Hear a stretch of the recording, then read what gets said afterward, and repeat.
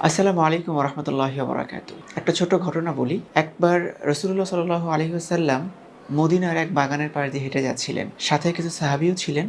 হঠাৎ রাসূল থমকে গিয়েছেন এবং রাসূল বললেন যে, "এই কবরের বাসিন্দারা অতিরিক্ত কষ্টে আছে। কিন্তু আশ্চর্যের ব্যাপার হচ্ছে তারা খুব সামান্য কারণে কষ্ট পাচ্ছে।" তখন সাহাবীরা জিজ্ঞেস করলেন যে, "কি এমন কারণে তারা এত বেশি কষ্ট পাচ্ছে?" রাসূল বললেন, "তারা প্রস্রাব করে পবিত্রতা অর্জন করত না এবং একজনের কথা অন্যজনকে লাগাতো।" সুবহানাল্লাহ! এটা খুব সূক্ষ্ম একটা ব্যাপার এবং আমরা এটাতে অলসতা অথবা মজার ছলে আমরা এই দুটি কাজ করে থাকি।